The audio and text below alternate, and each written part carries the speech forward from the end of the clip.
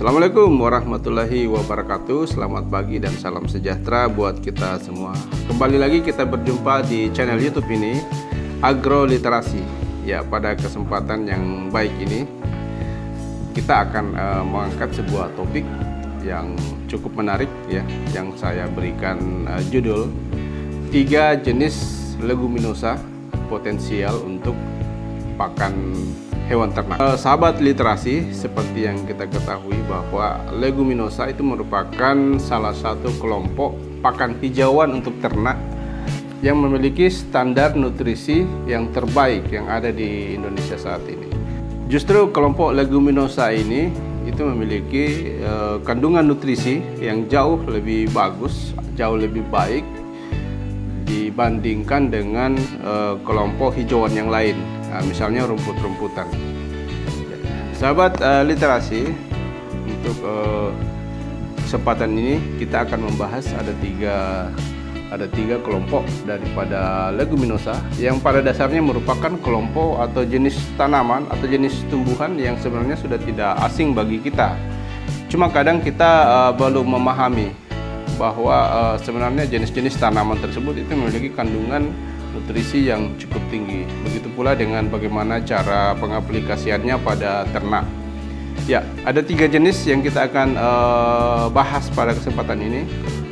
Yang pertama itu adalah tanaman gamal.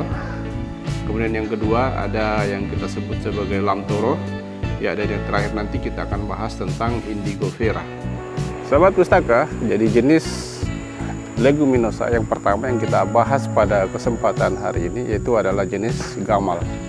Ya, jadi gamal ini merupakan salah satu tanaman legum yang awalnya berasal dari negara Brasil dan masuk ke Indonesia pada tahun 1900-an. Pada gamal ini sendiri itu merupakan jenis kelompok leguminosa yang sangat potensial digunakan sebagai pakan daripada hewan, karena memiliki kandungan nutrisi yang sangat tinggi. Kandungan nutrisinya itu 20-30% mengandung protein kasar, sedangkan 15% mengandung serat kasar. Tanaman gamal merupakan tanaman atau jenis tanaman yang tidak asing lagi bagi petani, karena sejak dahulu telah dikembangbiakkan oleh petani, terutama digunakan sebagai tanaman pelindung daripada tanaman-tanaman coklat, kopi, dan sebagainya. Jadi akar daripada tanaman gamal ini dapat meningkatkan tingkat kesuburan daripada tanah yang berada di sekitarnya. Seperti kita lihat pada gambar ini. Ya. Jadi gamal digunakan sebagai tanaman pelindung daripada tanaman vanili.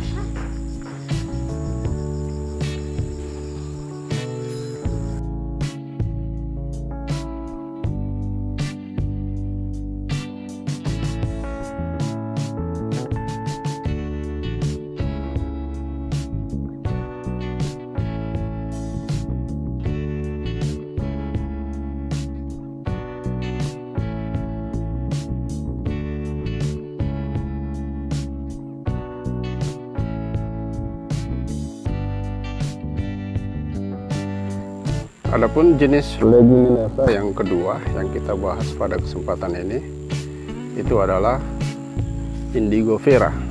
Ya, jadi bisa kita lihat ini adalah indigofera, salah satu jenis leguminosa yang sangat potensial untuk kita gunakan sebagai pakan ternak. Ya, terutama untuk jenis pakan ternak ruminansia seperti sapi maupun kambing.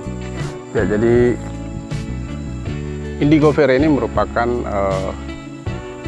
salah satu leguminosa yang dengan kandungan protein yang cukup tinggi, yang bisa mencapai 30%. Ya, jadi kita bisa lihat ini adalah bentuk morfologi daripada indigofera. Ya, jadi pada setiap dahan itu muncul tunas yang akan berkembang menjadi dahan yang baru.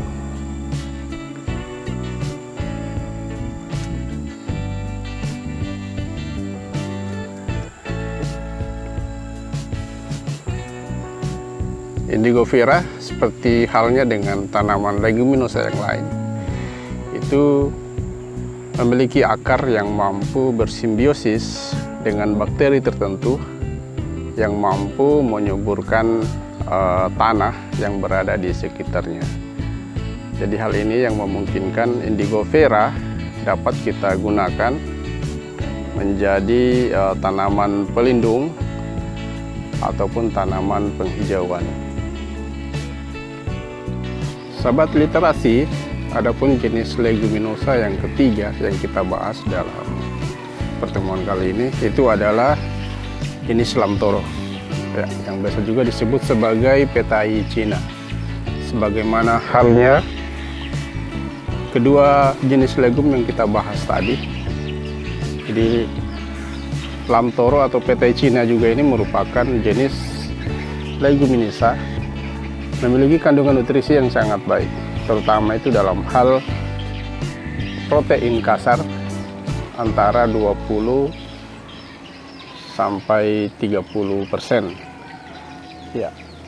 Namun di antara kelebihannya yang paling utama itu adalah bahwa jenis lamtoro ini merupakan jenis pakan yang sangat digemari oleh berbagai jenis ternak, baik itu sapi maupun kambing.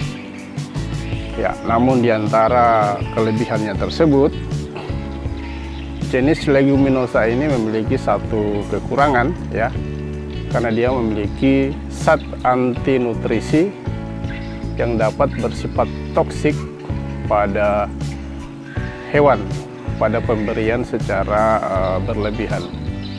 Jadi pemberian petai Cina atau lamtoro yang berlebihan, terutama pada hewan ternak berupa kambing ataupun domba, jadi itu dapat menyebabkan beberapa penyakit, ya, apabila penggunaannya secara berlebihan.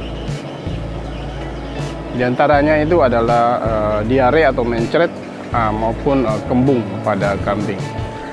Ya, namun ada cara untuk mengantisipasi hal tersebut, ya.